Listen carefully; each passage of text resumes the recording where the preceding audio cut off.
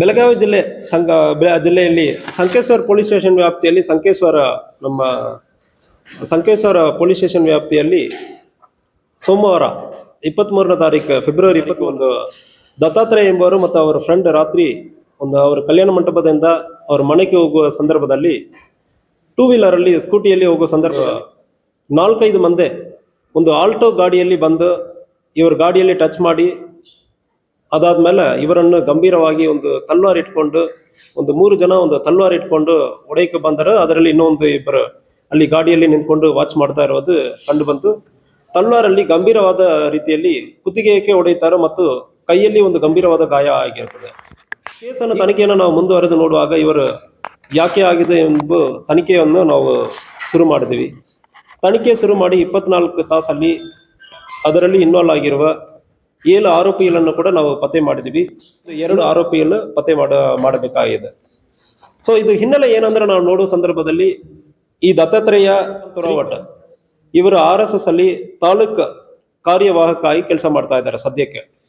ಇದಕ್ಕೆ ಹಿಂದೆ ಸಮೀರ್ ಪಾಟೀಲ್ ಎಂಬವರು RSS ಕಾರ್ಯವಾಹಕ ಆಗಿ ತಾಲೂಕ್ ಲೆವೆಲ್ ಕಾರ್ಯವಾಹಕ ಆಗಿ ಕೆಲಸ ಮಾಡ್ತಾ ಇದ್ದಾರೆ. ಸೊ ಈಗ ಇವರು ಲೀಡ್ ತಗೊಂಡಾದ್ಮೇಲೆ ಬೇರೆ ಯಾರಿಗೆ ಅವಕಾಶ ಕೊಟ್ಟಿಲ್ಲ ಅಂದ್ರೆ ಒಂದು ದ್ವೇಷ ಇಬ್ಬರಿಗೆ ಇದೆ. ಅದು ಜೊತೆಗೆ ಸಾಮರಾವ್ ಯಾದವ್ ಇವನು ಸಮೀರ್ ಪಾಟೀಲ್ ಅವನ ಫ್ರೆಂಡ್. ಸಾಮರಾವ್ ಯಾದವ್ಗೂ ಮತ್ತು ದತ್ತಾತ್ರೇಯಕ್ಕೆ ಇದಕ್ಕೆ ಹಿಂದೆನೆ ಕೂಡ ಸಮಸ್ಯೆ ಇತ್ತು. ಮತ್ತು ಇವನ ಸಾಮರಾವ್ ಮತ್ತು ಸಮೀರ್ ಪಾಟೀಲ್ ಇಬ್ಬರು ಸೇರ್ಕೊಂಡು ದತ್ತಾತ್ರೇಯನ ಒಡೆದು ಸಾಯಿಸೋದ್ರಿಂದ ನಾವು ಪೊಲಿಟಿಕಲಿ ಇಲ್ಲಿ ಲೀಡ್ ತಗೊಳ್ಳೋದಕ್ಕೆ ಅವಕಾಶ ಇರ್ತದೆ ಅಂದ್ರೆ ಹೇಳ್ಕೊಂಡು ಇಬ್ಬರು ಅವರನ್ನು ಕೊಲೆ ಮಾಡುವುದಕ್ಕೆ ಪ್ರಯತ್ನಿಸ್ತಾರೆ.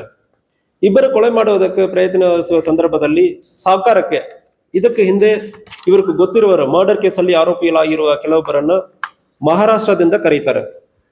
ಸುನಿಲ್ ಪಾಂಡವ್ ಮತ್ತು ಸೂರಜ್ ವೈದ್ಯ ಎಂದು 2 ವ್ಯಕ್ತಿಗಳನ್ನು ಕರೀತಾರೆ. ಇನಿಷಿಯಲಿ ಕರೆದು ಸಮೀರ್ ಪಾಟೀಲ್ ಅವನ ಫಾರ್ಮ್ ಹೌಸ್ ಅಲ್ಲಿ ಇಟ್ಕೊಂಡು 3 ದಿವಸ ಇವರು ಮೂವ್ಮೆಂಟ್ ಅನ್ನು ವಾಚ್ ಮಾಡ್ತಾ ಇರ್ತಾರೆ. ದತ್ತಾತ್ರೇಯನ ಮೂವ್ಮೆಂಟ್ ಅನ್ನು ವಾಚ್ ಮಾಡ್ತಾ ಇದ್ದಾರೆ. ಅದಾದ್ಮೇಲೆ ಕೊಲೆ ಮಾಡೋದಕ್ಕೆ ಇನ್ನೂ ಒಬ್ಬರಿಬ್ಬರು ಸಾಕಾರ ಬೇಕಂದ್ರೆ ಇನ್ನೊಂದು ಕೊಲೆ ಆರೋಪಿ ಸಂಕೇತ್ ಮೇತ್ರಿ ಎಂಬವನು, ಅವನು ಮಹಾರಾಷ್ಟ್ರ ಇಂಚಲ್ಕರಂಜಿ ಏರಿಯಾನಲ್ಲಿ ಇವನ್ ಕಡೆ ಸಾಕಾರ ಹೇಳ್ತಾರೆ. ಅವನೊಂದು 2 ಹುಡುಗರನ್ನು ಬಾಳು ಮತ್ತು ಶ್ರೀ ಎಂಬ 2 ಜನರನ್ನು ಕಳಿಸ್ತಾನೆ. ಸೊ ಒಟ್ಟು 5 ಜನ ಅವತ್ತು ಸೋಮವಾರ ರಾತ್ರಿಯ 9 ಗಂಟೆಗೆ 5 ಜನ ಆಲ್ಟೋ ಗಾಡಿಯಲ್ಲಿ ಬಂದು ಇವನನ್ನು ಗಂಭೀರವಾಗಿ ಹೊಡೆದಿರ್ತಾರೆ. ಸಮೀರ್ ಪಾಟೀಲ್ ಎಂಬವನು ಇದಕ್ಕೆ ಸಂಪೂರ್ಣ ಸಹಕಾರವನ್ನು ಕೂಡ ನೀಡಿರ್ತಾನೆ. ಈ ಸಂದರ್ಭದಲ್ಲಿ ಈ ಕೇಸಲ್ಲಿ ಫಾರ್ಮ್ ಹೌಸ್ ಅಲ್ಲಿ ಇರುವ ಸಂದರ್ಭದಲ್ಲಿ ಅದಕ್ಕೆ ಅವಕಾಶ ಮಾಡಿಕೊಟ್ಟು ಕೊಲೆಗೆ ಮತ್ತು ಕೊಲೆ ಮಾಡುವ ಪ್ರಯತ್ನ ಮಾಡಿರುವವರಿಗೆ ಸಹಕಾರ ಕೊಟ್ಟಿರುವ ಮತ್ತು ಹಾರ್ಬರಿಂಗ್ ಅಂದ್ರೆ ಹೇಳ್ತೀವಿ ಒಂದು ಕ್ರೈಮ್ ಅಲ್ಲಿ ಗೊತ್ತಿದ್ದರೂ ಕೂಡ ಸಹಕಾರ ಮಾಡಿರುವ ಇನ್ನ 2 ಕೂಡ ಅಶೋಕ್ ಮಟ್ಟೇಲ್ ಮತ್ತು ಸಂತೋಷ್ ಇವರು ಸಹಕಾರ ಕೊಟ್ಟಿರೋದಕ್ಕೆ ಅವರನ್ನು ಕೂಡ ಅರೆಸ್ಟ್ ಮಾಡಲಾಗಿದೆ. ಒಟ್ಟು 7 ಜನವನ್ನು ಅರೆಸ್ಟ್ ಮಾಡಲಾಗಿದೆ. ಇನ್ನು 2 ಅರೆಸ್ಟ್ ಮಾಡಬೇಕಾಗಿದೆ. ಸೊ ಈ ಕೇಸನ್ನು 24 ತಾಸಲ್ಲಿ ನಮ್ಮ DSP ರವಿನಾಯಕ್ ಅವರ ಟೀಮ್ ಅನ್ನು ಅಲ್ಲಿ ಸಂಪೂರ್ಣವಾಗಿ ಎಂಟೈರ್ ಸಬ್ ಡಿವಿಷನ್ ಟೀಮ್ ಅನ್ನು ಯೂಸ್ ಮಾಡಿದ್ದಾರೆ. ಪರ್ಸನಲ್ ಆಗಿ ವೈಯಕ್ತಿಕವಾಗಿ ನಾನು ಕೂಡ ಅಲ್ಲಿ ಸ್ಥಳಕ್ಕೆ ಹೋಗಿ ಪರಿಶೀಲನೆ ಮಾಡಿದ್ವಿ.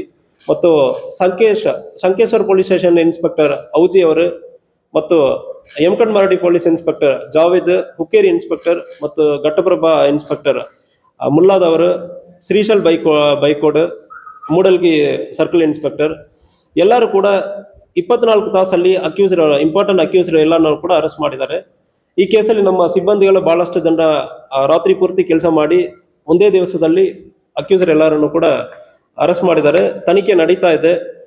ಟೆಕ್ನಿಕಲಿ ಮತ್ತು ಏನೇನು ನಮಗೆ ಎವಿಡೆನ್ಸ್ ಸಿಗುತ್ತದೋ ಅದೆಲ್ಲ ಕಲೆಕ್ಟ್ ಮಾಡಿದೀವಿ. ಈ ಕೇಸಲ್ಲಿ ನಮಗೆ ಬಿಗ್ ಚಾಲೆಂಜ್ ಏನಂದ್ರೆ ಈಗ ಅರೆಸ್ಟ್ ಮಾಡಿರೋದು ನಮಗೆ ಚಾಲೆಂಜ್ ಆಗಿ ನಾವು ತಗೊಂಡಿಲ್ಲ. ಈ ಕೇಸಲ್ಲಿ ಇನ್ವಾಲ್ವ್ ಆಗಿರೋ ಅಷ್ಟು ಜನರನ್ನು ನಾವು ಖಂಡಿತವಾಗಿ ಕನ್ವಿಕ್ಷನ್ ತಗೊಳ್ತೀವಿ. ಈ ಕೇಸಲ್ಲಿ ಇವರೆಲ್ಲರೂ ಕೂಡ ಜೈಲಿಗೆ ಹೋಗ್ತಾರೆ. ಸೊ ಕೇಸ್ ಇವತ್ತು ಅರೆಸ್ಟ್ ಮಾಡಿ ಏನೋ ಒಂದು 6 ತಿಂಗಳು 1 ವರ್ಷ ಜೈಲಲ್ಲಿ ಈಗ ಸದ್ಯಕ್ಕೆ ಇರೋದ್ರೆ ನಮ್ಮ ಚಾಲೆಂಜ್ ಇಲ್ಲ. ನಾವು ಚಾಲೆಂಜ್ ಆಗಿ ತಗೊಳ್ತೀವಿ. ಇಂಥ ಒಂದು ಅಕ್ರಮ ಚಟುವಟಿಕೆಯಲ್ಲಿ ಯಾರು ಇನ್ವಾಲ್ವ್ ಆಗ್ತಾರೆ ಅಂದ್ರೆ ಅವ್ರು ಎಲ್ಲರನ್ನು ಕೂಡ ನಾವು ಜೈಲಿಗೆ ಕಳಿಸ್ತೀವಿ, ಕನ್ವಿಕ್ಷನ್ ತಗೊಳ್ತೀವಿ.